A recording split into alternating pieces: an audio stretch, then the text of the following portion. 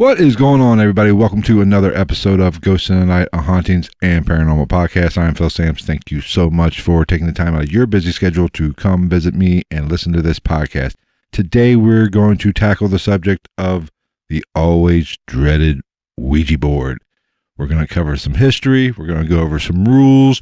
We might even talk about that good old Ouija board demon. And also, I'm going to naturally give you my opinion on this topic and whether or not the Ouija board is a way to communicate with the dead, open a portal, or is it just plain BS? So, stick around. Ghost in the Night with Phil Sams.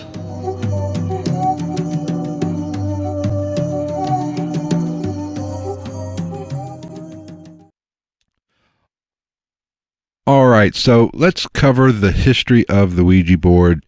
I'm going to keep this short because there's a plethora of information you can find on it, so you don't need me regurgitating it to you necessarily, but there are some interesting points I do want to make when it comes to the history of the Ouija board.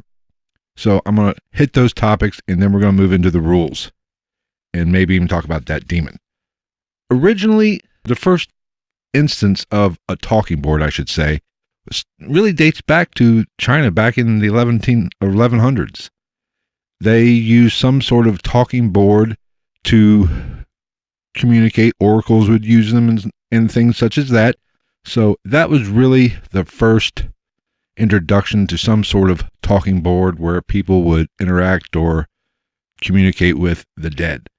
In the 1800s, there was an uptick in spiritualism, especially during the Civil War time. Whenever there's a war or a dramatic loss of life, there is always going to be a desire to reach out to your loved ones that have passed and kind of get some closure.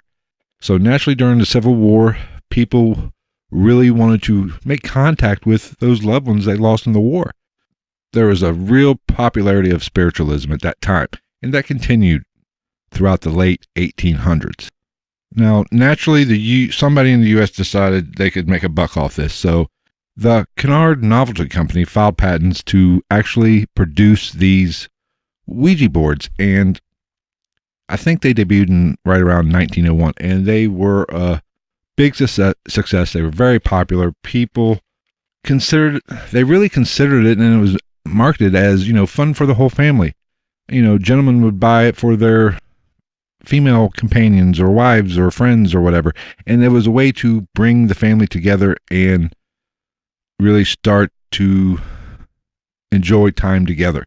However, there was no talk of demons. There wasn't any demonic things at that time. It was just a fun, essentially, game. The popularity of this game, talking board, spirit board, Ouija board, whatever you want to call it, with the rise of spiritualism, the influx of death and people naturally being curious towards the afterlife and spirits, the popularity just soared. And even during World War II, I believe, the Ouija board actually outsold Monopoly. Because people wanted to, have always had a fascination with the spirit world and interacting with ghosts. It's just not a modern thing. People have always had a fascination with death. Because, let's face it, we're all going to get there someday, and, we want to know what's on the other side. So that is why people turn to religion. That is why people want to interact with the dead and ghosts and spirits and find out what's on the other side, so we do not fear it as much. Because there is 100% finality to death.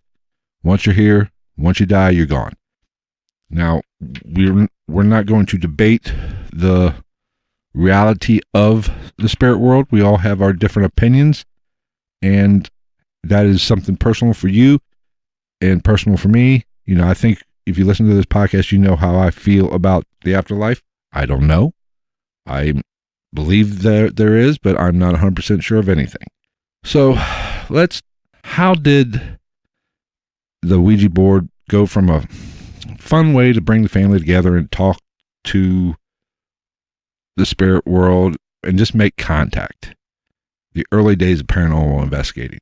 When did it make that turn to basically being a way to open a portal through to hell.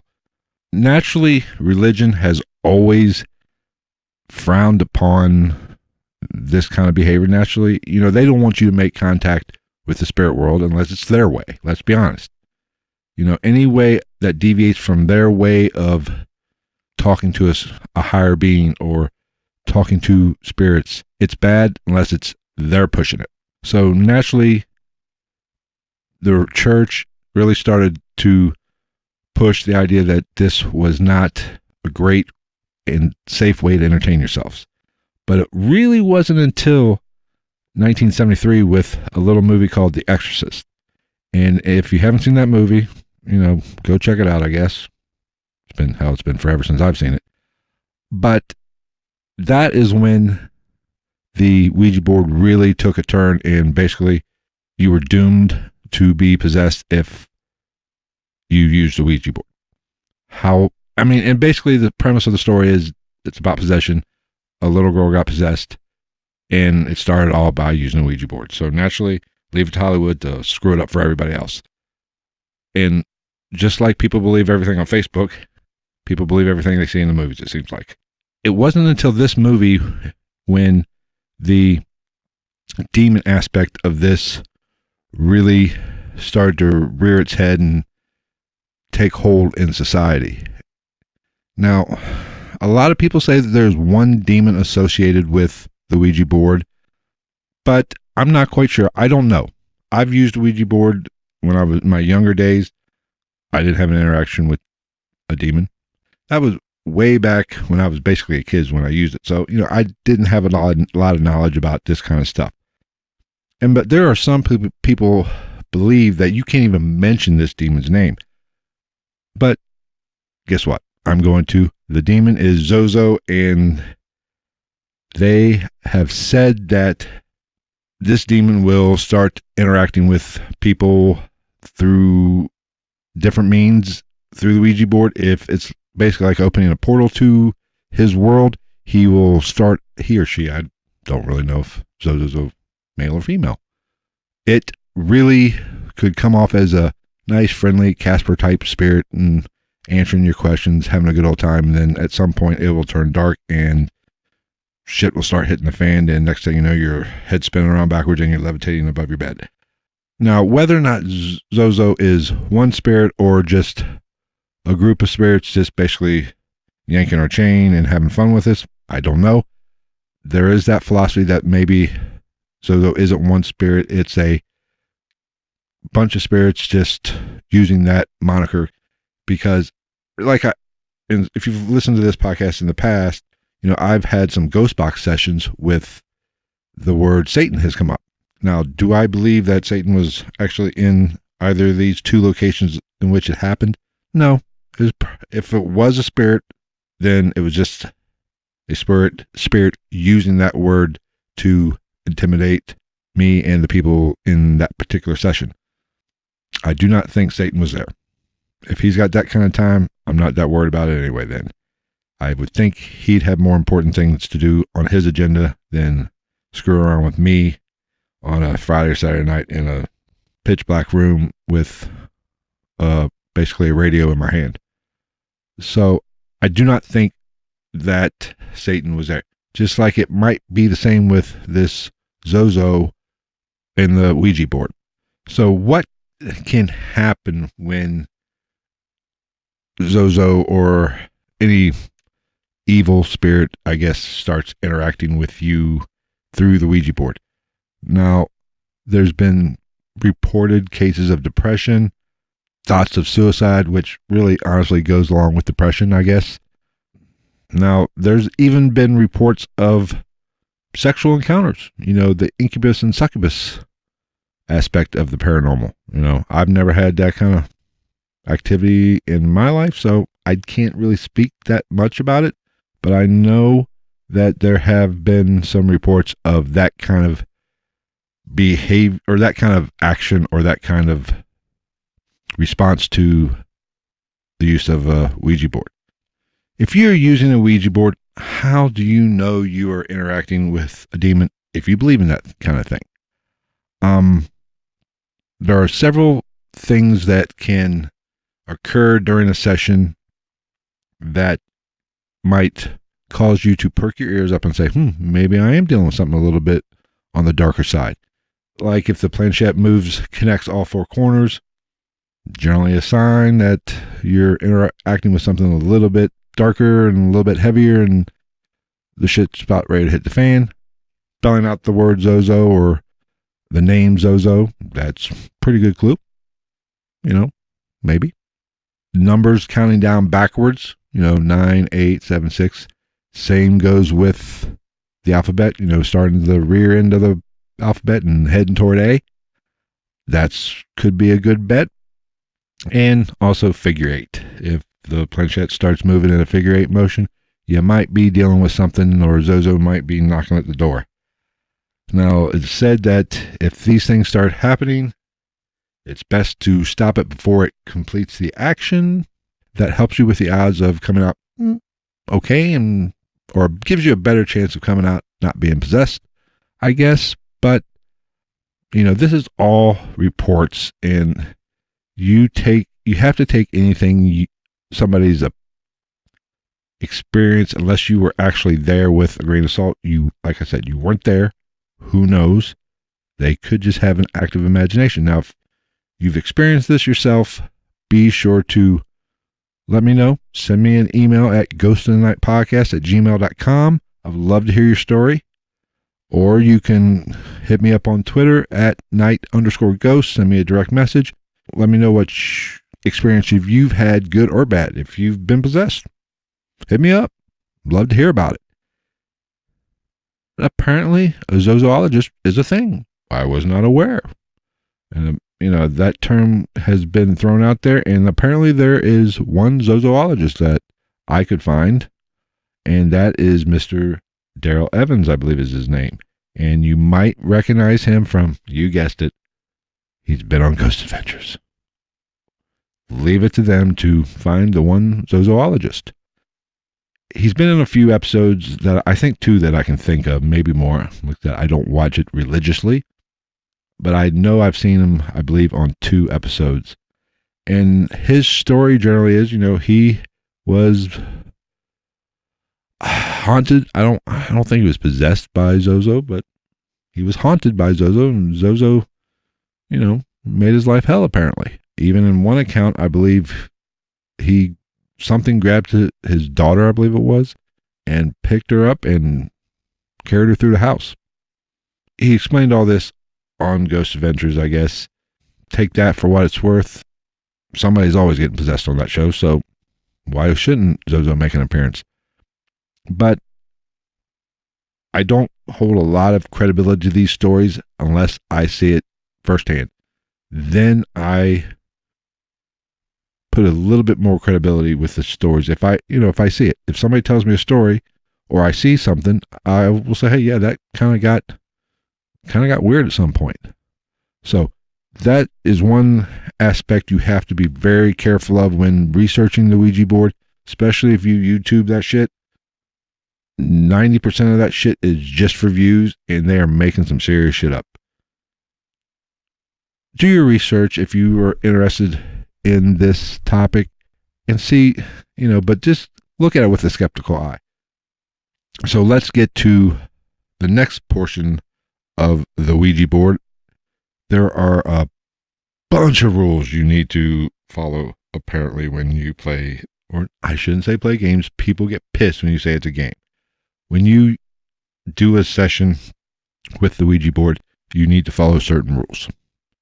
I kind of looked up to see how many rules, and it really varied from site to site, from video to video, but there were some common goals that you need to abide by, apparently, if you want to have a safe session with the Ouija board.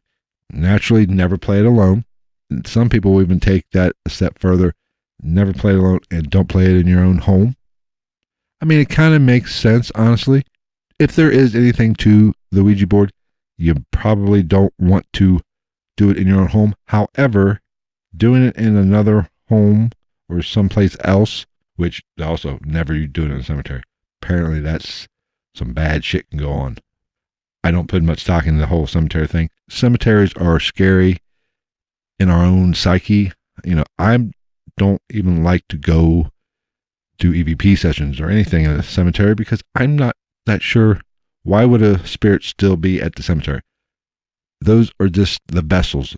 That's not the spirit itself. They have moved on and they're probably to another place. Why are they just hanging out where their bodies are at? So I don't put much stock in cemeteries. I just think the idea of a cemetery creeps people out. So naturally, they feel they have some experiences at a cemetery just for the mere creep factor. And I will talk about kind of that topic a little bit here toward the end. Why we find so much fear in, say, a cemetery. So stick around for that, but never play alone. And the same thing kind of goes with that as well. When you're alone, you can get freaked out if you're doing something negative could happen, or you're interacting with the spirit world and you're alone. It's going to freak you out. Now, the next one that was common on just about every site or every person I listened to, don't play depressed because that puts you at a weakened state. No shit. There's probably a lot of shit you shouldn't do when you're depressed. And when you do it depressed, you are more likely to have an encounter, and it could be negative. Now, it doesn't necessarily mean it's a spirit or a demon. It just could be yourself. And I'll get into that as well a little bit later. But apparently, a lot of people say negative entities are drawn to people with those type issues. They feed on, I've always heard, and I don't put a lot of stock in this either, that they feed on fear. Now I included the next rule because I didn't see it on I did see a version of it, I should say, on most, is always do, or you should do a blessing before and after you do a session. Okay. If you've opened up a portal of hell and you just sprinkle some salt around and some holy water around, unless you got a priest on standby, I'm not sure how much good it's going to do if you've actually opened up a portal and let a demon through, if you buy all that. But if whatever makes you sleep at night and gives you peace of mind, do it, I guess. But I think that's the key, whatever gives you peace of mind. That's a very important phrase to use when talking about it, any kind of blessing or whatever. If it gives you peace of mind, by all means, knock yourself out. The next one, if I played, I said it again, played. If I used a Ouija board today or this weekend or the next session, paranormal investigation I go on, I use a Ouija board, I guarantee you I will be guilty of this and probably will bring the wrath of the almighty Zozo. And that is, they say you should never mock the spirits. But I'm sorry, I'm a smart ass, so naturally I'm going to do a little mocking. If I'm using a Ouija board and the spirit gives me a dumbass answer, I'm going to make fun of it a little bit. It's not disrespect. I'd do it to anybody if I was with my buddies and they say something stupid, I'm going to say something. So I would probably be guilty of this and probably would be possessed, but we'll see. Maybe I will do one here in the near future just to kind of give it a shot, because like I said, I was a child or younger, much younger, when the last time I had the privilege of using a Ouija board. The next rule is, and I kind of covered this a little bit earlier, is when those signs of a demonic entity or a demon poking its head out, you need to stop it and don't let it complete the movement or whatever it's doing, whether it's connecting the four corners or counting down backwards, or if you get Z-O, you might want to just forcibly stop the good old planchette from going to the next two letters. Pretty much self-explanatory. Makes sense, I guess. Of course, how strong could the demon be if it has to actually do that to come out? I don't know. That's a question somebody can answer me. I don't know. And the next one is naturally you open the session and you always say goodbye with the session. Never just take your hands off the planchette and say, put it in the box and go. Now we could get into which I really didn't want to talk about, but as I was sitting here talking and thinking, I thought maybe I should go ahead and include this. And that is this: if you do have a session that turns bad and you want to get rid of the Ouija board, what do you do? Naturally, people say never burn it. Most common thing is people say you don't necessarily have to get rid of it, but make sure the board somewhere and the planchette are separate and never touching. Okay? But it seems like the most common is to take it and bury it face down and then bury the planchette someplace else. That seems to be the best way to dispose of one. If you know of another way or a better way, or I'm wrong, let me know. But that apparently is the best way to dispose of a Ouija board. Let's go ahead and get to my thoughts on the Ouija board. And do I buy it? Do I think it's a portal to hell? Do I think it's a great way to interact with spirits? Now, if you've made it this far, you can probably tell that I don't put a lot of stock in all of this. I personally feel it's a game. It's a parlor trick. I don't think that spirits are actually interacting. I shouldn't say I don't think. I'm not sure whether the spirits are actually interacting through a Ouija board. But, the Ouija board was patented in 1900 and went on the market in 1901, I believe. So basically, that was their way of communicating. Today, we have the ghost box, the Ovilus. Those are all ways to communicate with spirits. They're basically the modern day Ouija boards. Now, you don't hear people saying never use a spirit box to the same effect that you hear people say, Ouija board's not a game, you shouldn't even do it. Spirit box is the modern day way to communicate with the spirits, just like the Ouija board is. So why can't if a spirit can interact through a ghost box or the Ovilus machine, Ovilus device or whatever, that's just, it's the same thing. It's the same way to communicate with the spirit world. If you think that that's exactly what it's doing. My main problem with the spirit board is really there is just way too much room for trickery, especially, never play it alone. You play it with 4, 5, 6 people. If you're playing it with people like my friends, I guarantee you one of my friends is going to dick with us. Apparently I hang out with assholes, so they're going to screw with me, and they know me, so I ask questions, they're probably going to know the answer. There's just no way to 100% know if somebody's jerking your chain or actually it's a spirit spelling out the words, because you can say, did you move that? They're going to say no. Of course they're going to say no. I've never once heard of somebody saying, you got me. No, I never touched it. I never moved it. There's just too much room for fakery and tricksters. So that is my main issue with the Ouija board as a communication device.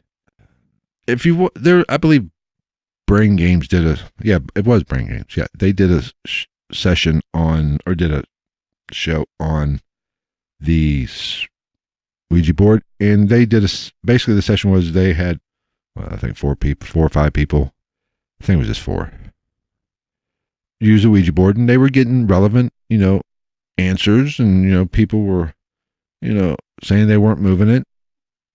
And then they did a second session, and the person who was doing basically it was an experiment, was doing the experiment for this second session blindfolded him.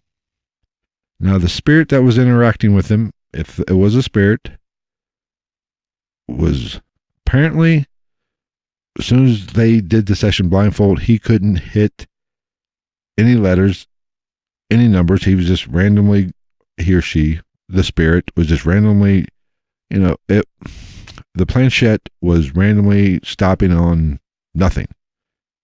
So, why is that?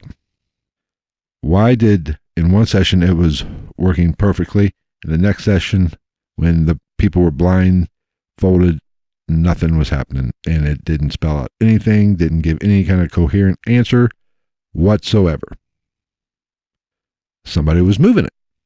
Now, the tricky part is, were they moving it on purpose, or there is something called the ideomotor effect, where your brain sends signals to your muscles and causes movement, and you might not even know you're doing it.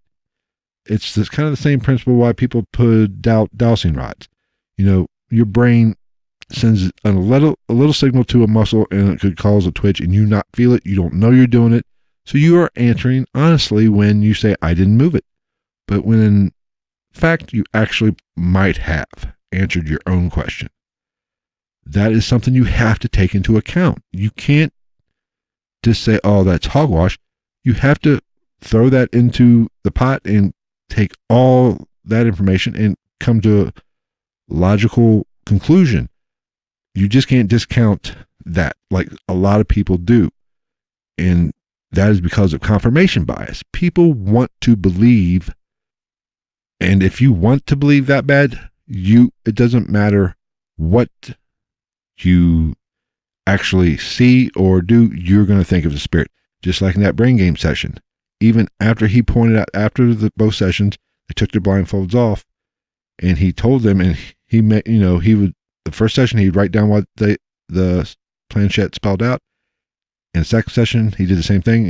He just drew a box, I believe it was, if it hit nothing.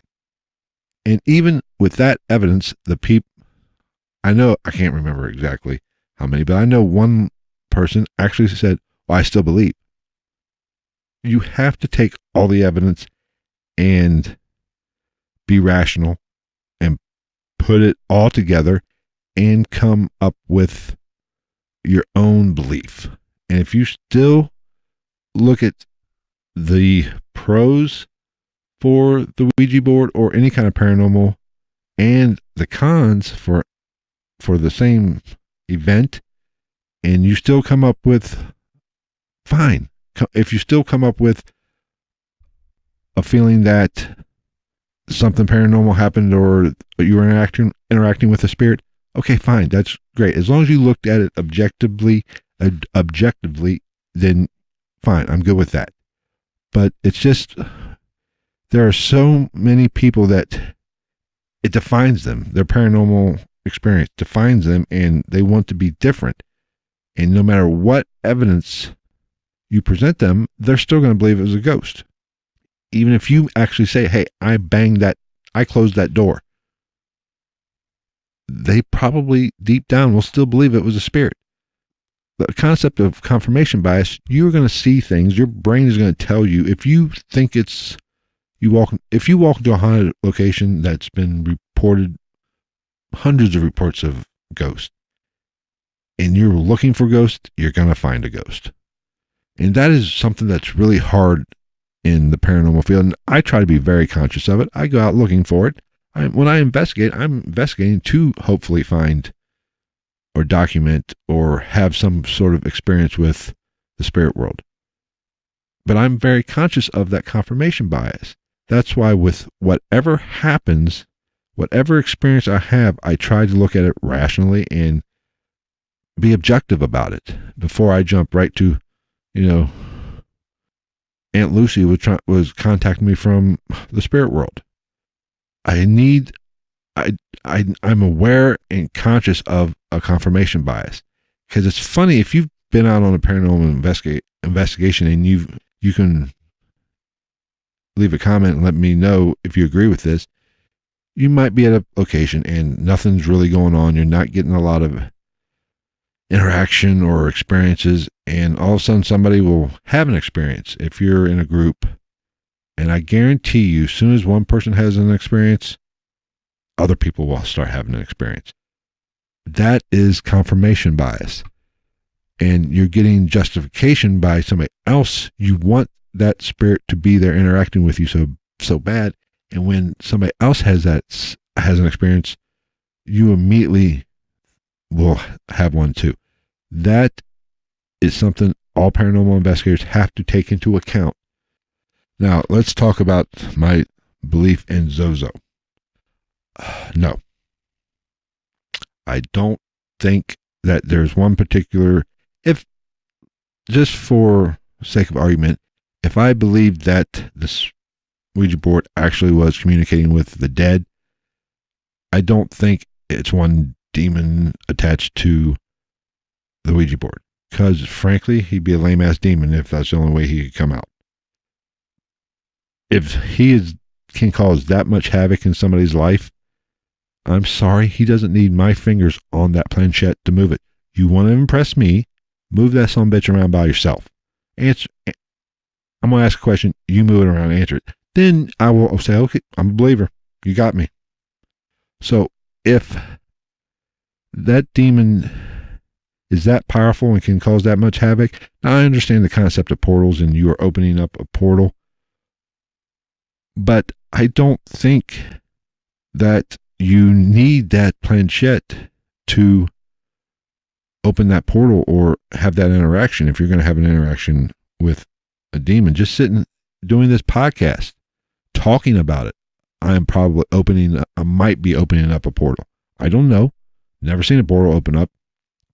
But if a demon or a dark spirit needs me to put my fingers on a piece of glass with felt or something on it to communicate with me, I don't fear it that much. Sorry, I just don't. Maybe I'm opening myself up and I might regret it. If something does happen, awesome. Give me some great material to talk about on the podcast. But I'm going to close out by saying this. If you feel that the Ouija board is real, and I believe, I do think we can form our own reality. So if you put that much faith and confidence in a Ouija board, then it is real to you. I'm not going to degrade you and call you an idiot for believing that the Ouija board is a way to communicate with the dead. Maybe it is. I could be wrong.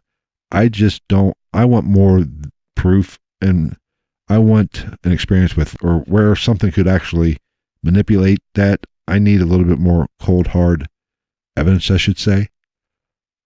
But, if you believe it, great. I don't believe it. Just like some people believe in God, some people don't. I'm not going to say you're a moron for thinking that the Ouija board is a way to open up a portal or communicate with the dead. I haven't seen, and through my experience, seen that much evidence saying that it is. I've heard stories. They're stories. That's all they are, and I think there's better ways. If you want to try to actually interact with the spirit, video camera, a digital recorder, and my own personal experience. That is what I really go investigating with, and everything else is just extra. And I think, and I've said this on many podcasts and on many of interviews, that personal experience are number one, and every piece of equipment that you use that can validate that personal experience helps validate and can help move you that much closer to answering the question, are the spirits interacting with us, or can we interact with the spirit world? So that's going to wrap up this episode of Ghosts in the Night, the Ouija board edition. If you have, like I said earlier, a story that you want to share, you can always leave me a comment on the show notes at ghostinthenight.podcast.com or send me an email at ghostinthenight.podcast@gmail.com. I will have links to all those in the show notes and even on the Twitter post. And there is a Facebook page that you can check out as well. You can contact me there, and it's at Ghost in the Night Podcast. Hell, I think that's it. It'll be in the show notes. All the links will be in the show notes. So until next week, take care, everybody. I believe next week I have a story from a listener who sent me his experiences or his childhood experience that he wanted to share with you guys. So that is what's coming up next week. So take care, and we'll see you next week.